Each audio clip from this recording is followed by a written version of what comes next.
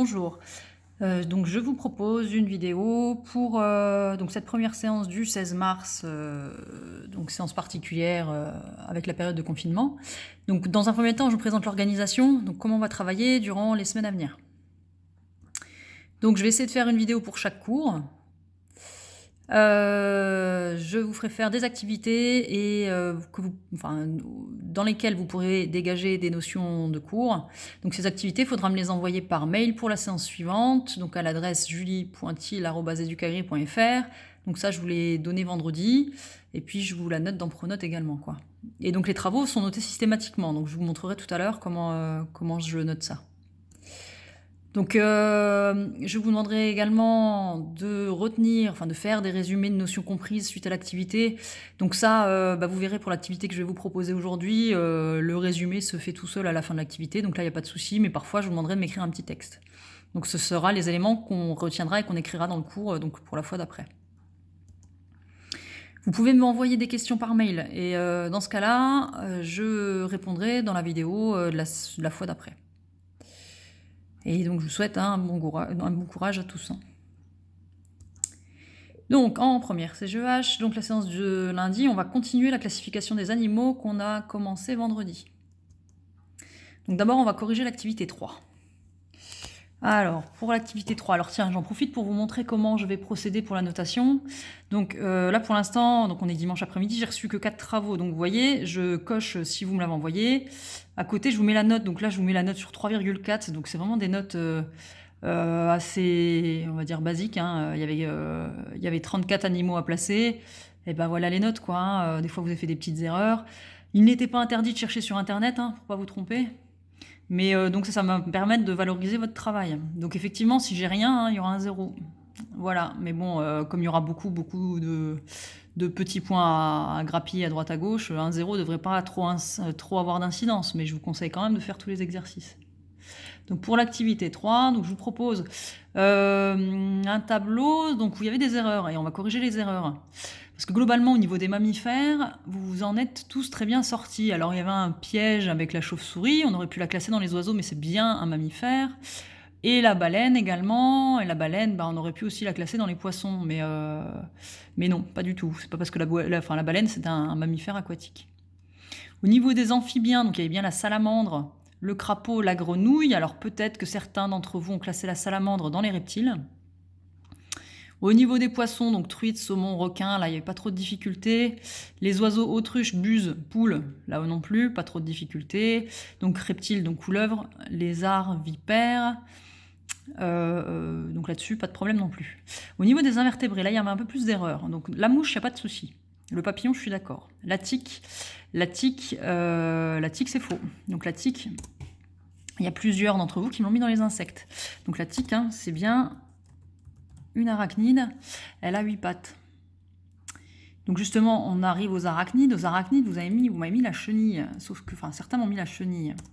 Pas tous, pas beaucoup de monde m'a mis la chenille. Mais la chenille, c'est une larve de papillon. Donc c'est un insecte. Au niveau des crustacés, donc il y avait le crabe, là il n'y a pas de souci, la crevette, pas de souci. Au niveau des vers, donc les vers, vous m'avez mis la sangsue, le ver de terre, là il n'y a pas de souci, il n'y a pas de problème. Par contre, l'asticot, c'est une larve de mouche.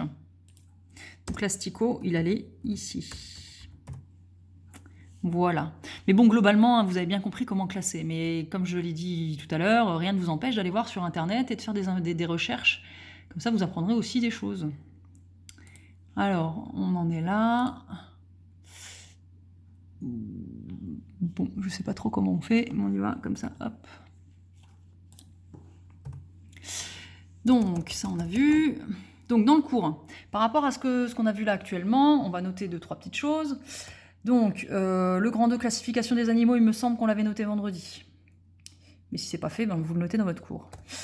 Donc là, on va voir les différentes classes de vertébrés. Et donc, c'est ce qu'on a vu en première partie de tableau. Donc, si vous vous rappelez bien, je vous ai parlé de Whittaker vendredi. Donc, on va bien utiliser sa classification à lui. Donc, on distingue 5 classes de vertébrés. On a les poissons, donc on a vu qu'il y avait le saumon, par exemple. Les amphibiens, comme la grenouille. Les reptiles, comme la vipère. Les oiseaux, on a vu l'autruche. Et les mammifères, bon, on a vu la baleine si vous voulez, ou il y avait l'ours, le teckel, enfin d'autres mammifères. Voilà. Donc maintenant, on va voir une autre partie. Donc on est toujours dans la classification des animaux, mais là on va travailler avec des invertébrés. Donc on va travailler sur l'embranchement des arthropodes. Donc les arthropodes, nous ce qui va nous intéresser, ce sont leurs caractères communs. Donc ils ont des appendices. Donc les appendices, ça va être ça va être les pattes, ça va être les antennes. Ils sont articulés. Donc arthropode, arthro, articulé, pod, pattes. Le corps, le plus souvent segmenté et articulé. Donc segmenté, c'est-à-dire, par exemple, si on prend les insectes, il va y avoir une tête, un thorax, un abdomen, donc ça on verra un peu plus tard, donc il y a bien des parties. Il y a une carapace dure qui joue un rôle de squelette, d'exosquelette, donc un squelette externe qui entraîne l'obligation de muer pour assurer la croissance. Donc ça permet, c'est ce qui distingue les invertébrés, quoi, hein. Ils n'ont pas de squelette interne, donc ils vont avoir un squelette externe. Donc là, on va voir les 4 classes, donc insectes, arachnides, crustacés, myriapodes, un peu plus dans le détail. Donc ce document-là, vous l'avez sur Pronote, hein. Donc il faut le télécharger et puis il faut le coller dans votre cours. Alors, donc les insectes. Les insectes, ils ont une paire d'antennes, 3 paires de pattes, 2 paires d'ailes en général. Donc il y a des cas particuliers. On a par exemple les fourmis, notamment les ouvrières, n'ont pas d'ailes. Alors la reine a des ailes, hein, et ailées, mais les fourmis n'en ont pas. Enfin les fourmis ou les fourmis ouvrières. Respire par des trachées, le corps est en 3 parties. Donc ça, on verra un peu plus dans le détail sur une activité après. Donc je vous ai mis des exemples. Donc on a l'abeille, donc ça vous connaissez. Le criquet, donc ça c'est un criquet pèlerin. Bon, la cigale qu'on entend dans le sud de la France. Les papillons par exemple, donc on voit bien les pattes, hein, les antennes. Et les fourmis. Donc, il y a les fourmis et il y en a d'autres, hein. Mais ça c'était parmi les exemples que je vous ai proposés. Là on a les arachnides. Donc là les arachnides, elles n'ont pas d'antenne, hein, contrairement aux insectes. Elles ont 2 crochets venimeux qu'on appelle chélicères. Donc c'est ce qui leur permet de tuer leur proie et d'injecter le venin dans la proie. Donc après, l'intérieur de la proie va se liquéfier, puis ensuite elles n'ont plus qu'à aspirer ce qui reste pour se nourrir, quoi. Elles ont 4 paires de pattes et elles respirent par des trachées et des poumons. Donc je vous en ai mis plusieurs. Donc on a les pairs. Donc les pairs, elle est assez connue. On la trouve dans les jardins, hein. On a l'argironnette, pardon. Donc celle-ci, elle a la particularité d'être aquatique. Et donc vous voyez, elle fait des bulles pour pouvoir respirer. On a la tégénaire. Alors ça, si vous la connaissez bien, c'est celle qu'on trouve dans les jardins, mais qu'on trouve également dans les maisons. Donc elle mange plutôt des petits moucherons. Elle est assez inoffensive. Elle est relativement impressionnante avec ses pattes et ses poils, mais elle est inoffensive, hein. Et on a le scorpion. Donc le scorpion, hein, si on compte bien, il y a bien 4 paires de pattes. On a les crustacés. Donc crustacés, 2 paires d'antennes. On a une carapace souvent calcaire, parce qu'en effet, les crustacés, on en trouvera des crustacés marins plutôt, hein. 5 paires de pattes ou plus, et elles respirent, les crustacés respirent par des branchies.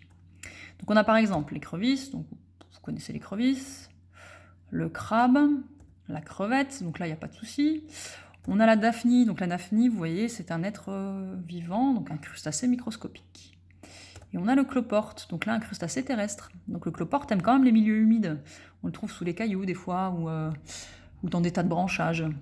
Voilà. Ensuite, les myriapodes. Donc les myriapodes, il y a une paire d'antennes, un grand nombre de paires de pattes, c'est ce qu'on appelle plus vulgairement les 1000 pattes. Et ça respire par des trachées. Donc on a la litobie. Donc la litobie, on la trouve dans les jardins, c'est un petit animal carnivore.